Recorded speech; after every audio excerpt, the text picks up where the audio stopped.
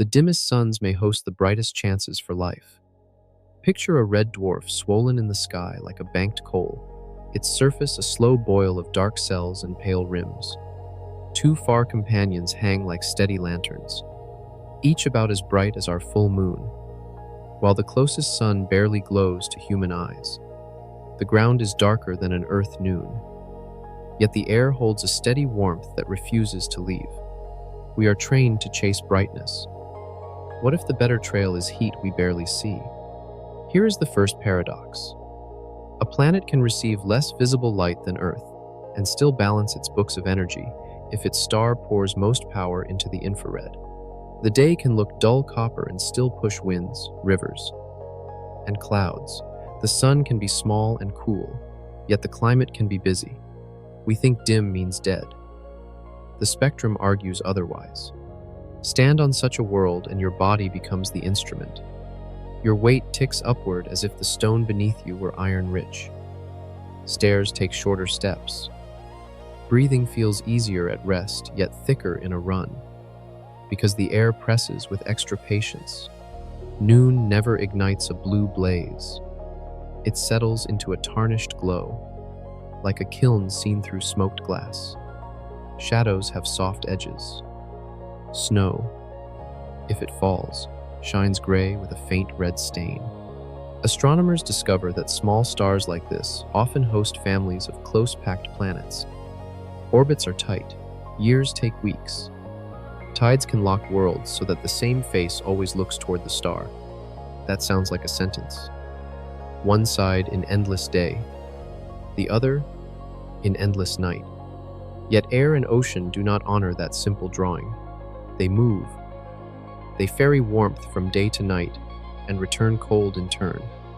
Sewing a ring of permanent dawn called the Terminator, people imagine a world cleanly split. Climate draws a belt. Simply put, a dim red sun can keep water liquid if heat moves through air and sea in the right ways. Under the red sun, weather writes new grammar. Over the day side, towers of cloud may rise and stall, turning light back to space and holding heat below. Along the twilight seam, winds may race like a circumpolar jet, softening extremes and feeding storms that crawl rather than spin. On the night side, delicate ice crystals could drift in high layers, scattering the star into faint halos. There is a fire here, but it whispers. The cold flame is not a fantasy phrase. It is a climate regime where energy hides in longer wavelengths and in the slow churn of fluids.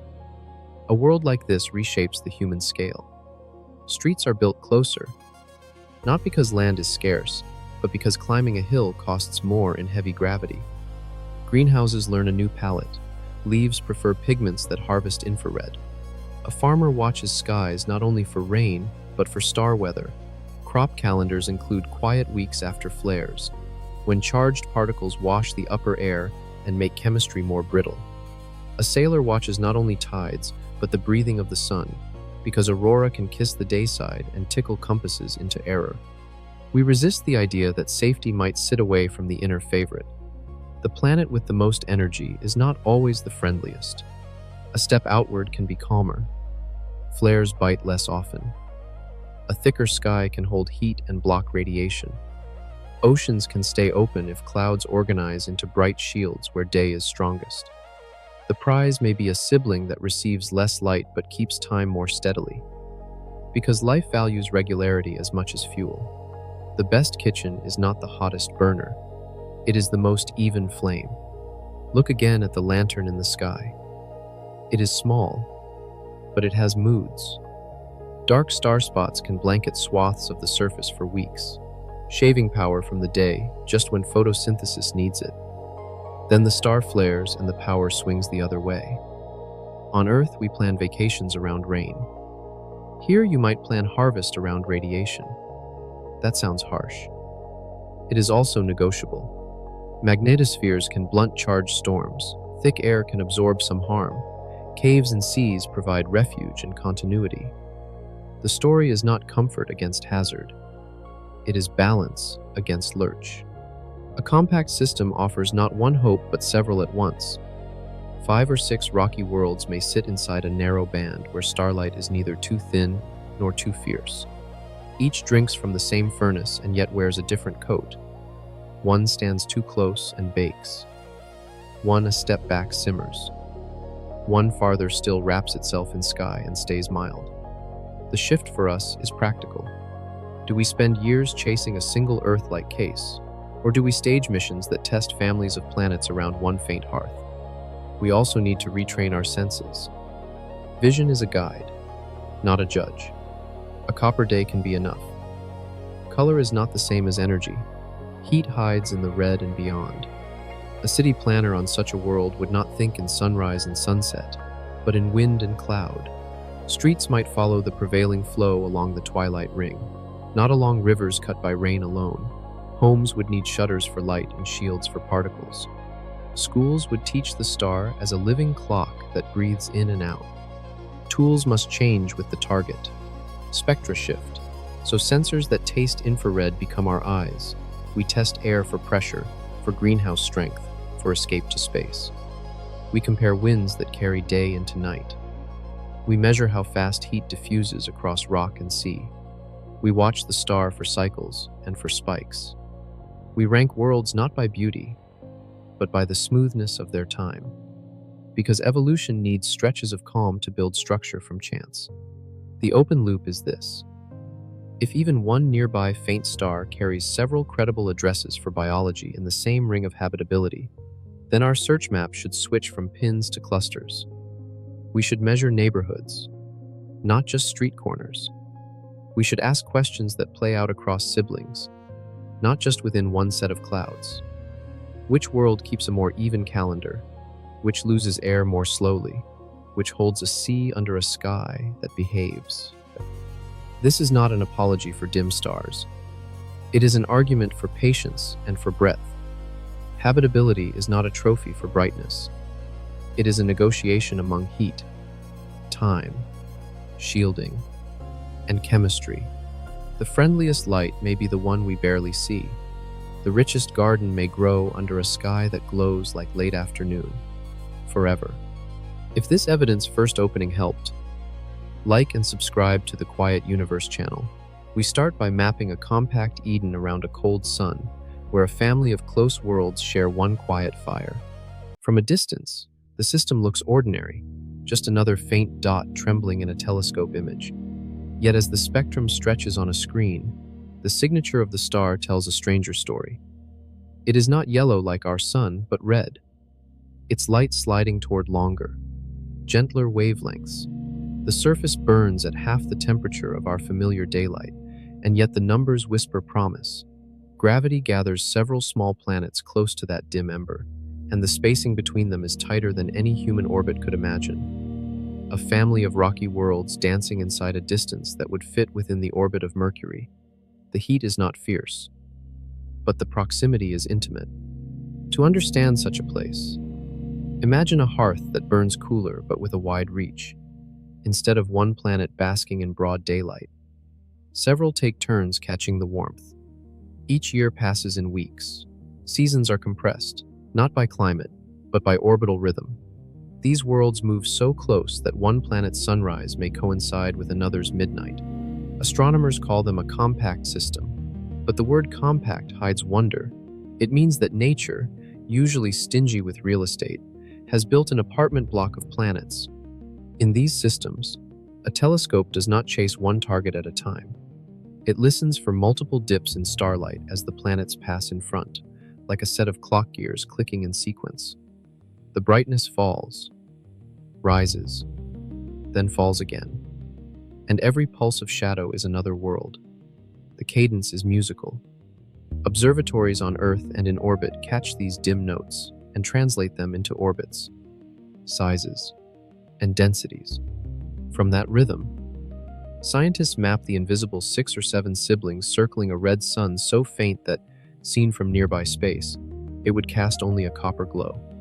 In plain terms, a red dwarf can host more worlds in its narrow comfort zone because its warmth fades quickly with distance, so habitability becomes a shared property rather than a monopoly. The first clue that these worlds might be friendly lies in how they cluster within the so-called habitable zone on Earth. This range is wide because our sun's power is strong and steady. Around a dimmer star, the safe band is thin, yet nature compensates by building many planets close together. Instead of one Earth-like candidate, there may be 3 or 4, each sitting a few million kilometers apart. This pattern repeats in surveys again and again. Compact Edens bloom where the light is faint. The paradox deepens when we study the energy balance. A planet in such a system receives less visible light, but the warmth comes from infrared radiation, which interacts differently with air and water. On Earth, clouds scatter and reflect sunlight. Under a red sun, those same clouds absorb more of the star's long-wave output, trapping heat near the surface. A darker sky can still maintain liquid oceans. The climate engine does not need to blaze. It only needs to circulate. Scientists model these interactions using complex simulations that turn physics into a slow dance of color and numbers. They find that small shifts in air composition or surface reflectivity can extend habitability beyond the textbook limits. Carbon dioxide, water vapor, and clouds all conspire to widen the safety zone. The same faint star that seems hostile may, under the right chemistry, sustain an archipelago of warm islands in the cold. A second surprise comes from stability. In larger systems, gravitational pulls can destabilize orbits, scattering worlds into eccentric paths. Here, the closeness of the planets creates a web of gentle resonances.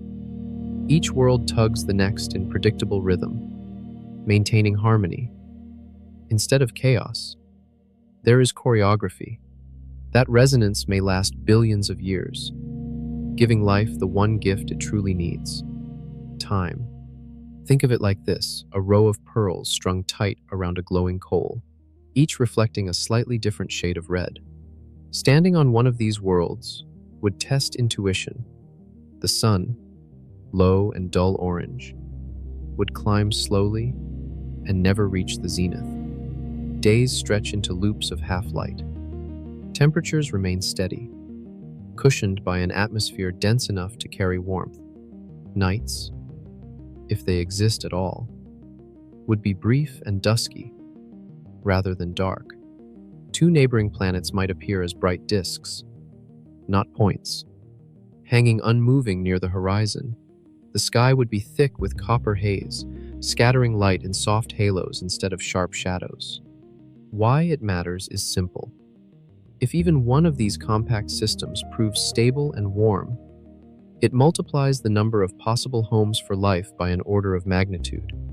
Each red dwarf becomes not a single opportunity, but a small archipelago.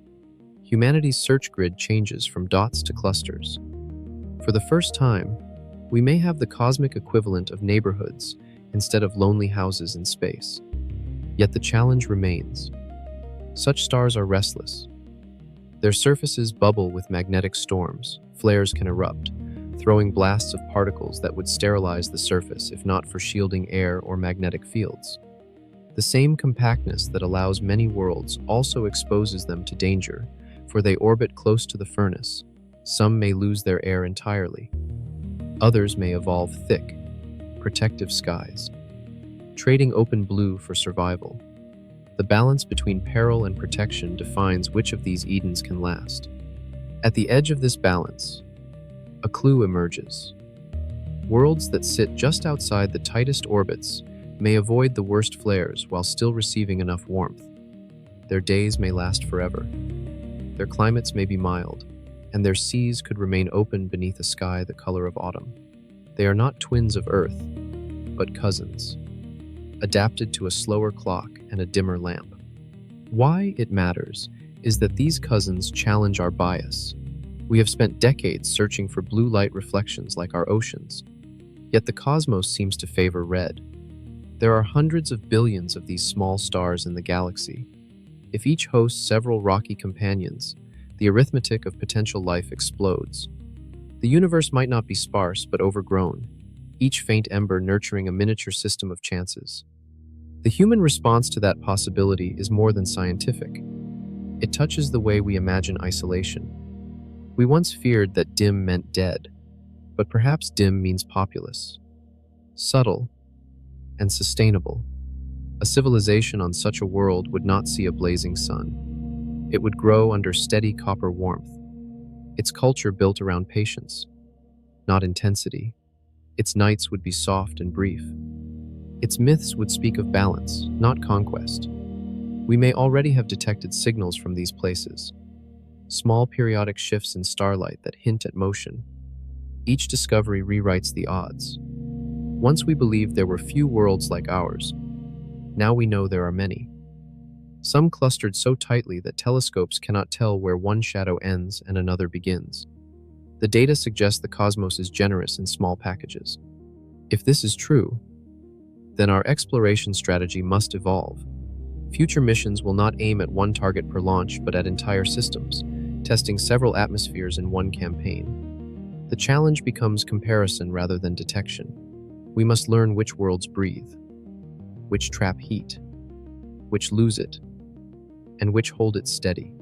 The story of habitability moves from singular to plural. Why it matters is because the idea of a compact Eden replaces the fantasy of one perfect Earth with a practical truth, that life may prefer variety.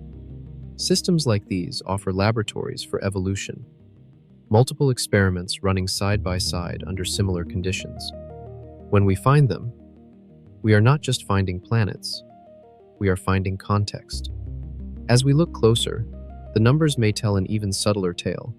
If a single red dwarf hosts several near-habitable worlds, then statistically, the Milky Way may hold trillions of such candidates.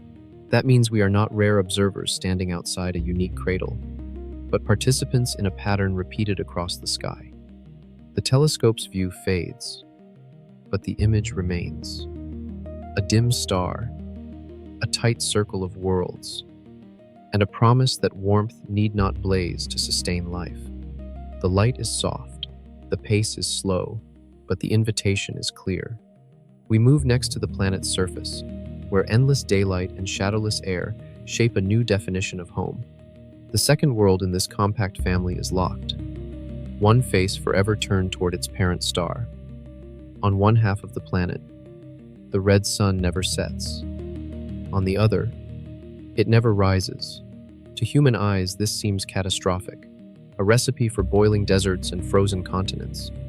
Yet models, instruments, and a few hard-earned facts reveal something more balanced and more haunting. Between the blazing day and the frozen night lies a narrow belt of perpetual dusk, a twilight ring where life could find its footing. At first glance, the locked configuration feels unnatural. Our intuition demands rotation, day followed by night, rhythm for growth and rest, but physics ignores our habits. Tidal forces, persistent and subtle, eventually slow a planet until the same face always points toward its star. The moon does this to Earth already, showing one face forever. The difference here is scale. For a planet orbiting close to a cool red dwarf, locking happens fast, often within a few million years. It is not a rare state, it is the norm.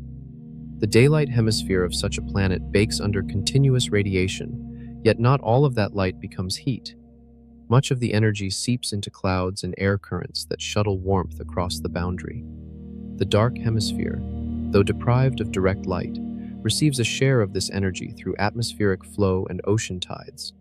Instead of a frozen wasteland, the night side becomes a vast, slow-breathing cold sea, its surface glazed with mist, its lower layers liquid and alive with movement. At the line between light and dark, winds roar endlessly. Their sound would be a constant low thunder, a conversation between two climates locked in stalemate. The air temperature could hover just above freezing, warm enough for water to trickle through the soil, cold enough for fog to condense every evening that never ends. Here, perpetual dawn and perpetual dusk are one and the same. This thin ring, perhaps a few hundred kilometers wide, might offer the most stable environment in the system. In plain terms, tidal locking does not mean death, it means redesign. The planet trades spinning days for a steady gradient of light, a world-sized sunrise frozen in place. To walk across this gradient would be to move through time itself. Start on the day side, where the red sun blazes motionless in the sky, rocks glow like iron, and the air trembles. Step westward for hours, and the light softens. Shadows lengthen, but never vanish. Eventually, you reach the belt of twilight, a horizon made permanent. If you continued further, you would descend into a darkness that never yields to morning. Stars hang fixed. The red glow of the star still paints the clouds, but faintly, like a memory. Astronomers once assumed the dark side would freeze solid, its atmosphere collapsing into nitrogen and carbon dioxide frost. But recent climate models argue otherwise. If the planet holds oceans, even shallow ones, the circulation of water and air can distribute heat efficiently enough to prevent collapse. Winds transport energy. Ice reflects less light, and infrared radiation leaks slowly into space. Instead of a global glacier, the night side becomes a dim world of drifting clouds and soft snow. Imagine standing there. The ground beneath your boots cracks like old pottery, yet steam rises from vents along the edges of frozen lakes. Overhead, faint auroras shimmer where magnetic fields wrestle with charged particles from the star. If life exists, it could survive in sheltered pockets where liquid water persists under ice, feeding on minerals and faint chemical gradients. Nothing would move quickly here. Evolution would prefer patience over speed. The day side tells a different story. Here, temperatures swing with the star's flares. When the red dwarf sighs in magnetism, bursts of light sweep across the hemisphere, scorching the upper air. Lightning blooms in tall, slow towers. If any biosphere exists, it hides in deeper layers, beneath water or soil, avoiding the radiation. Plants, if they ever evolved, would need pigments tuned to infrared. Their leaves would appear black to human eyes, drinking all they can from the copper daylight. Why it matters is that this locked world stretches our concept of habitability. We think in binaries, day or night, hot or cold. But this planet lives in gradients. The comfort zone is neither hemisphere, but the border between them. Life could thrive in half-light, powered by gentle flux instead of direct glare. The lesson is that stability does not always mean symmetry. It can arise from opposition held in balance. Some scientists picture cities built in that belt of twilight. Solar towers would rise along the bright edge, feeding power grids that extend into the cooler side. Condensation farms would collect moisture where fog gathers. Even now, engineers on Earth simulate such patterns for future colonies, dreaming of a place where sunset lasts forever. At its core, this concept forces a philosophical turn. A world without rotation erases the distinction between morning and evening, dissolving the schedule that defines human experience. Time becomes geography. Direction replaces clock. To move east is to walk into day. To move west is to fall into night. People born here would measure their lives not in hours, but in kilometers from the substellar point. If you looked up from the Terminator line, the star would hover fixed in the same patch of sky, glowing like a copper coin behind slow-moving clouds. The color never changes. The shadows never flip. Psychologically, it might feel eternal, peaceful to some, unbearable to others. Travelers from Earth would long for sunrise, but residents would find beauty in constancy. Think of it like this: a campfire in a cavern where half the walls glow with warmth and half glimmer with frost. Between them lies the only ground where both heat and shade coexist, a corridor of life suspended between extremes. The science deepens with the mathematics of circulation. Global climate models show that superrotation winds racing eastward faster than the planet's surface can smear temperature contrasts until the night side warms by tens of degrees. Ocean currents, if any exist, carry additional heat, flattening the curve further. The result is an equilibrium of surprising grace. The planet does not spin, yet its air does. Motion replaces rotation. the world breathes without turning. Why it matters is that we see an alternate path to habitability. Instead of chasing an Earth clone, we find that static worlds may be more predictable than spinning ones. Once locked, a planet's orbit stabilizes. Its star's rhythm sets the climate. There are no seasons to wrench ecosystems apart. Day and night are permanent but moderate, each defined by circulation. Time, once chaotic, becomes layered and slow. For explorers, this challenges how we measure comfort. The twilight belt could be small, perhaps a ribbon of land narrower than the distance between two continents. Yet within that ribbon lies everything needed for survival: water, warmth, and protection from radiation. Every meter counts. Every valley, every cave, every coastal breeze becomes precious. Colonization would resemble gardening more than expansion. Humanity would learn to live within a margin. A poet might call it the realm of the eternal horizon. The sky never brightens, never fades. Stars glimmer faintly to the west. The red sun smolders to the east, and a soft wind connects the two. It is a world of symmetry held forever at half light, where motion and stillness share one breath. Scientists who model these systems find that even with strong stellar flares, life could adapt. Microbes might retreat into rock during outbursts, re-emerging when calm returns. Photosynthetic processes could evolve to harvest faint twilight, storing energy slowly but steadily. Evolution would proceed like a long negotiation rather than a competition. The steady state invites persistence. Why it matters is that this kind of world broadens our imagination of resilience. Life does not need a spinning sky or a familiar clock.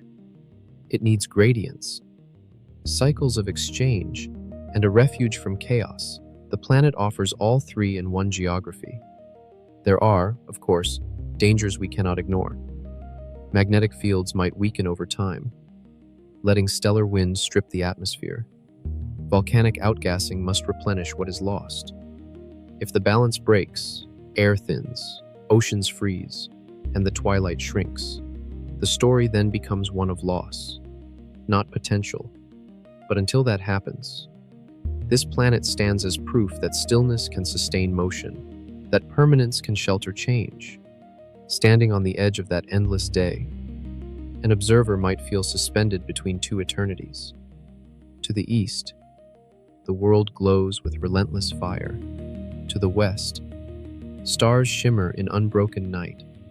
In between, wind whispers across dunes, carrying dust and memory. There is no sunset, no dawn, only the unending now. We will next step closer to the heart of the system, to face the restless star whose flares and shadows decide whether such calm can truly endure. Every paradise under a red sun comes with a tax. The same star that grants gentle warmth is also temperamental, prone to sudden bursts of energy that can rewrite a planet's sky in moments. Astronomers call them stellar flares, but to any life below, they would feel like storms of invisible fire. The crimson giant that glows so calmly most nights hides a restless engine beneath its surface, where magnetic lines twist, snap, and hurl charged particles into space. For a few minutes, the light intensifies tenfold. Then, just as suddenly, it dims, leaving behind an atmosphere bruised by radiation and a silence heavy enough to feel. To understand what happens, imagine a heartbeat too strong for its own body. The star's plasma convex in slow currents, carrying magnetic fields that knot and rupture. Each rupture releases more energy than our entire civilization consumes in millennia. The effect is spectacular to distant telescopes, terrifying to anyone nearby. Flares can strip air from unprotected worlds, tear ozone apart, and bleach skies until even darkness looks pale. For small red dwarfs, this fury is not rare. It is rhythm. Their youth is a tempest that lasts billions of years. On such a world, day does not mean safety. The light that nurtures life can also sterilize it. Ultraviolet bursts penetrate clouds and scatter through the air, igniting chemical reactions that alter water and carbon compounds. Over time, these events shape the chemistry of the planet's surface, sometimes making it more habitable, sometimes less. Shadows flicker in cadence with the stars' moods, and the line between illumination and danger becomes thin as glass. Simply put, light here has a cost. Every photon carries warmth, but some carry a threat, and the atmosphere becomes both shield and hostage. Scientists study these phenomena through careful observation, tracing brightness changes minute by minute. They have learned that even the smallest red dwarfs can unleash flares thousands of times more powerful than those from our sun. The frequency can be astonishing. A dozen per day in young systems. For a planet only a few million kilometers away, that means a continual hammering of radiation. Yet not all is destruction. In the same way lightning fertilizes Earth's soil, flares might drive complex chemistry in upper atmospheres, producing molecules that seed prebiotic life. Creation and ruin are neighbors here. Think of it like this: a candle whose flame flickers violently, sometimes burning the table, sometimes lighting the room. The battle between flare and shield defines survival.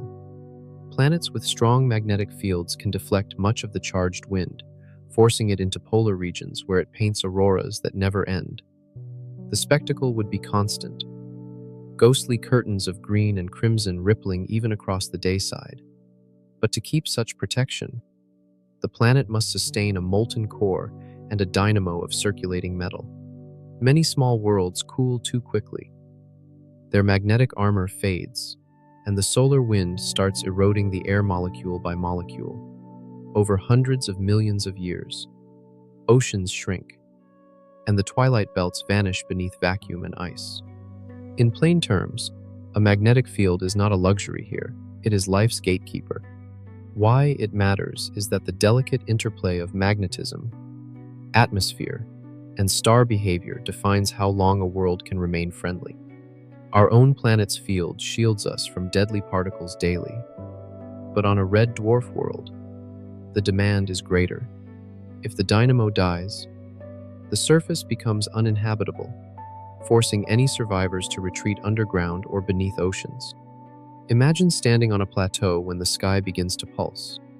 The red sun brightens until the air itself seems to shimmer. Invisible particles streak down magnetic lines, colliding with molecules that glow briefly before falling apart. Seconds later, the radiation arrives. Instruments would scream. Electronics would surge. Then, after the flare subsides, the light dims below normal, the star spot phase beginning. For days or weeks, the output remains lower, plunging the climate into sudden chill. The same star that sears one week may freeze the next. Why it matters is that such cycles complicate life's timing. Photosynthesis needs steady light. Ecosystems need predictable energy. Here, both are scarce. To survive, organisms must adapt to feast and famine and radiation. They might evolve shielding pigments, rapid repair mechanisms, or dormancy states like spores waiting for calmer skies. Some scientists speculate about life that uses the flares themselves as cues, synchronizing chemistry to the pulses, feeding on bursts of energy in measured doses. There is beauty amid the violence. When flares erupt, the sky would glow like a global aurora. Ionized gases in the upper atmosphere emit curtains of color, rippling from horizon to horizon. On the night side, they dance against the black, reflections of a storm the ground never fully sees. For a watcher, it would be like living beneath an ocean of light. Every wave a reminder that peace here is temporary, that survival depends on timing. At its core, the struggle between flare and calm mirrors the balance of life itself. Too little energy, and evolution starves. Too much, and it burns. The price of light is adaptation. A species thriving here would not worship the star. It would negotiate with it. Culture, if it arose, might treat light as both gift and warning. Rituals could mark the rhythm of the flares, Calendars measured in bursts rather than months.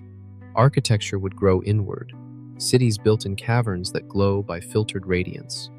Think of miners carrying their own sunlight underground, building a civilization beneath the trembling sky. Scientists exploring this idea on Earth simulate flare effects in laboratory chambers. They bombard gases with ultraviolet light, then analyze what forms, amino acids, sugars, and simple membranes emerge, fragile but persistent. Destruction breeds complexity. The paradox returns. Steady as orbit. Perhaps a volatile star is not a curse but a catalyst. Perhaps the first sparks of life need the whip of radiation to leap across the threshold from chemistry to biology. Still, the long term remains uncertain. A planet battered too often may lose more than it gains. Without replenishment from volcanoes or cometary impacts, air thins, oceans retreat, and surface life fails. A subsurface biosphere might endure, warmed by internal heat, but the open landscapes fade into silence. The surface becomes memory, carved by ancient rivers of plasma. The star continues to pulse, unaware that its child has gone quiet. Why it matters is that understanding this balance teaches us where to look next. The goal is not to find perfect twins of Earth, but to identify planets where equilibrium, however fragile, endures long enough for life to begin. Resilience becomes the true metric of habitability. For humanity, there is an echo in this lesson. We, too, depend on a star that flares and calms. Our survival hinges on thin margins of air and magnetism.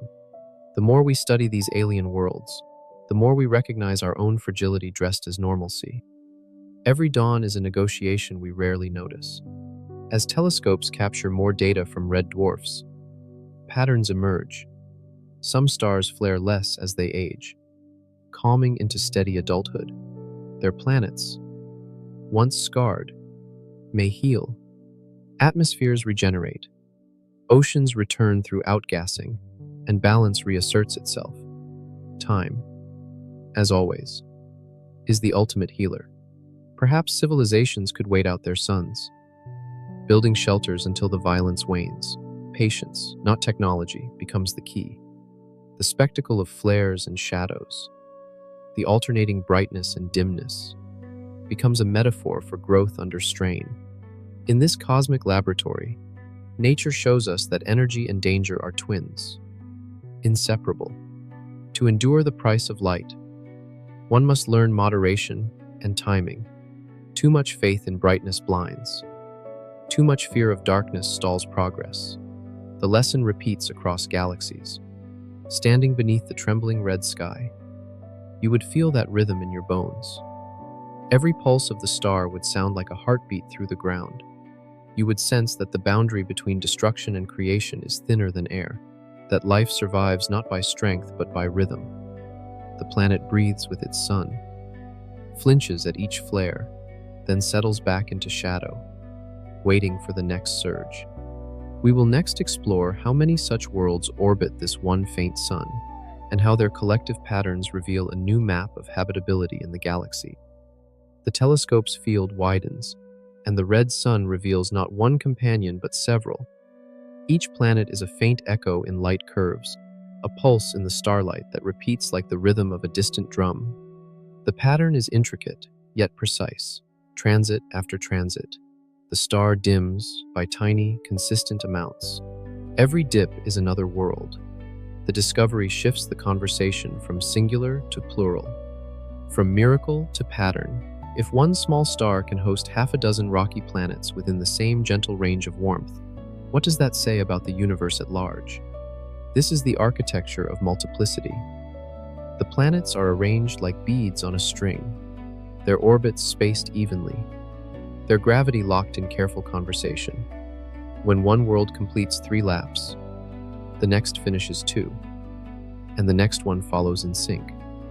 Astronomers call this resonance, a gravitational handshake that stabilizes the whole family. It keeps the orbits tidy for billions of years, preventing collisions and chaos. The red dwarf, modest in power, becomes the quiet parent of a disciplined household. To map such a system is to read a score written in gravity. Each signal tells a story about mass, composition, and distance. Instruments trace how light wavers, how timing drifts, and from these subtle motions they build models of entire miniature solar systems. Some of these worlds receive energy close to what Earth does, though delivered mostly in red and infrared hues. Others sit a little farther out, chilled but still within reach of liquid water if they wrap themselves in dense air. All share a single hearth, each testing a slightly different recipe for balance. In plain terms, a single red dwarf can provide not one chance for life, but a cluster of them, each orbiting close enough to watch the others in its sky. If you stood on one of these planets and looked up, another might appear twice the size of our moon, gleaming with reflected copper light. A third might show as a bright dot that crosses the same stars night after night. The gravitational pull between neighbors would subtly stretch each orbit, causing tides that sculpt oceans and volcanoes alike. This closeness is both gift and risk. Mutual gravity stabilizes, but it also stirs. Energy circulates not just from star to planet, but from planet to planet, as if the system itself were alive, exchanging pulse signals through invisible threads. Why it matters is simple. Each of these worlds is an experiment running under nearly identical conditions. The same star, the same chemistry, only small variations in distance, mass, and air. It is a cosmic laboratory for understanding habitability. One world may hold oceans, another deserts, another a frozen crust above an inner sea. Together they form a comparative study of how life could begin and persist. For scientists, that is the ultimate opportunity, not one case, but a sample set. Think of it like this: a classroom of siblings all learning under the same teacher but developing in their own ways. Spectral analysis shows hints of atmospheres on several candidates. One may have traces of water vapor, another shows signs of carbon dioxide. The outermost might be wrapped in methane haze, faint but real. Each detection is provisional, yet together they suggest variety. Some planets might have thick skies, others nearly bare. The mix of gases, pressures, and clouds decides who can keep liquid water and who cannot.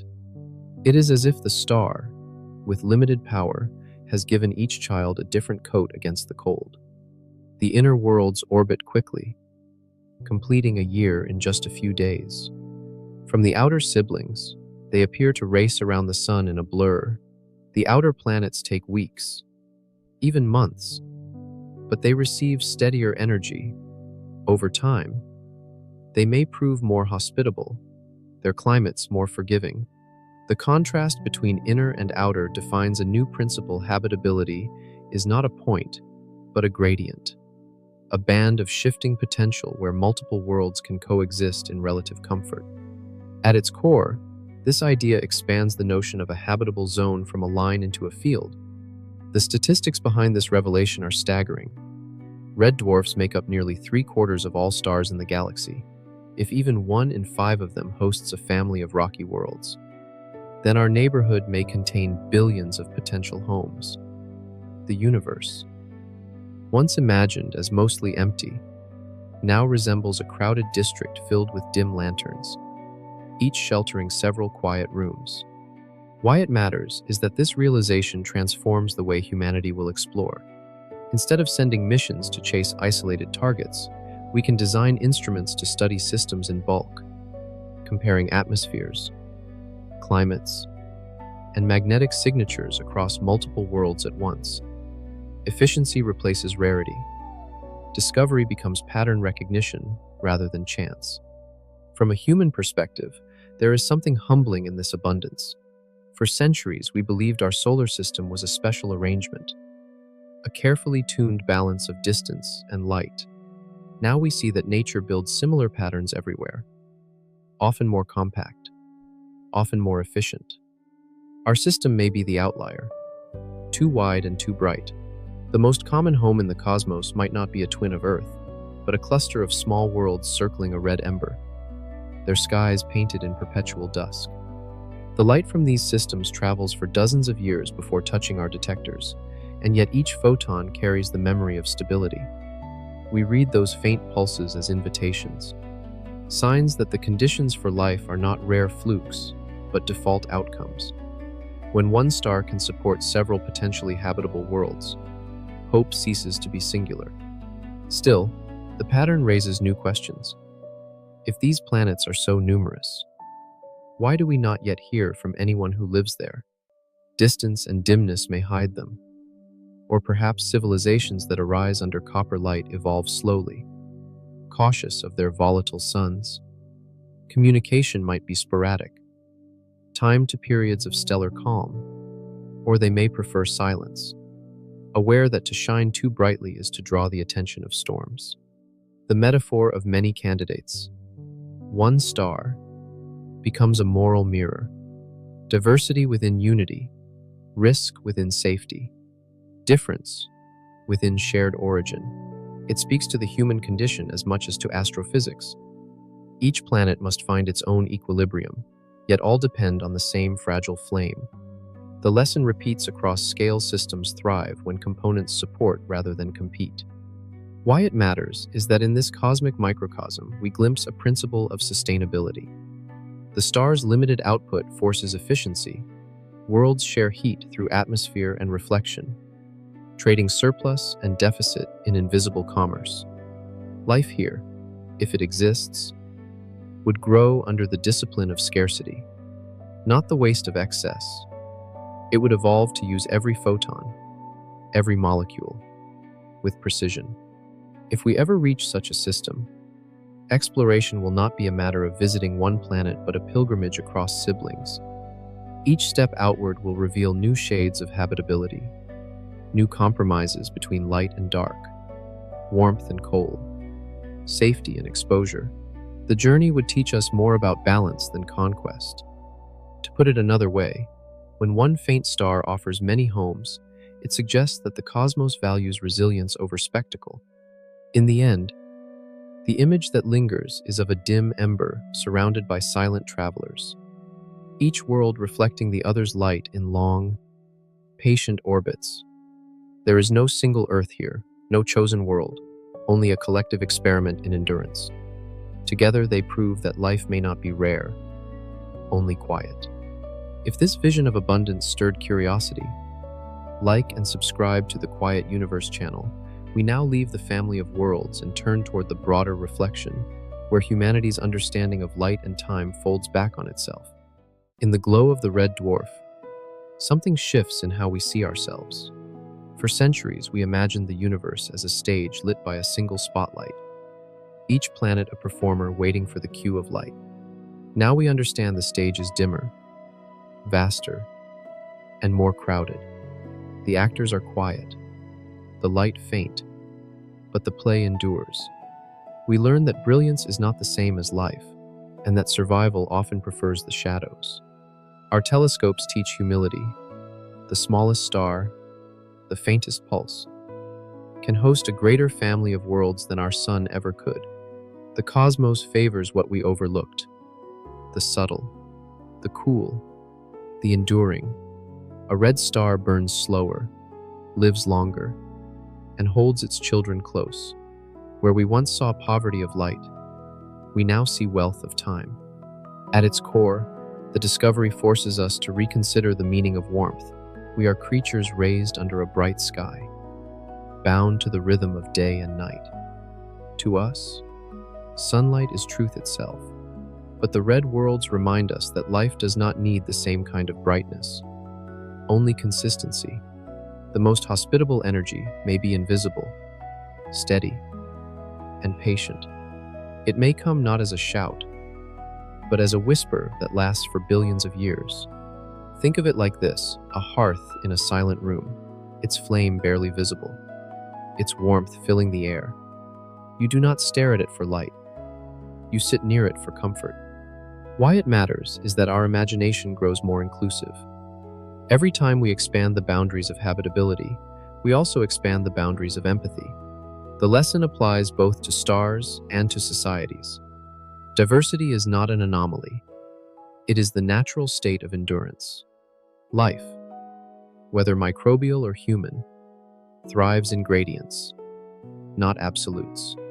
Under the red sun, civilization would adapt differently. Clocks would lose meaning. Light would be precious. Architecture might favor inward courtyards that capture every photon. Art might bloom in deeper colors, attuned to wavelengths unseen by our eyes. Language itself could reshape, filled with words for shades of dusk we cannot name. To live in a world without sunrise is to learn patience as an instinct. To live with flares as a rhythm is to accept change as constant. There is an echo here of our own evolution. We, too, live between extremes, between hot and cold, peace and storm. We call it balance. But it is negotiation. We do not master the sun. We coexist with it. Our understanding of other stars is, in the end, a meditation on our own dependence. The quiet systems around red dwarfs are mirrors, showing us what endurance looks like when it stops pretending to be perfection. Astronomers often say that discovery is not about finding new worlds, but about seeing old truths from another angle. Each faint star teaches that isolation is an illusion. The galaxy is stitched together by faint lights that rarely meet but always echo. A single dim star, with its circle of warm rocks, becomes a symbol of persistence. It does not dazzle, yet it refuses to fade. A paraphrased truth arises from this. The friendliest light is sometimes the one we barely see. To accept that truth is to embrace a quieter kind of hope. The future of exploration is not conquest, but listening. We will listen for atmospheres breathing, for winds crossing the twilight belts of locked worlds, for faint signals pulsing between neighbors that share one star. We will listen knowing that silence does not mean emptiness, only patience. As we look deeper into the universe, we may find that the majority of life is nocturnal on a cosmic scale, hidden, slow, unhurried. Civilizations might grow under red skies, never knowing the blazing blue of our own. Yet they will wonder about us, just as we wonder about them. Both sides drawn to the same question: how much light does life truly need? The closing image is simple: a red ember in the dark, surrounded by invisible watchers. Oceans shimmer under copper skies. The air hums softly with magnetism. Somewhere, something stirs. Unafraid of the dim, the universe does not rush. It waits. If the faintest fires can sustain so much, what other forms of life and thought still wait, unseen, in the long patience of time?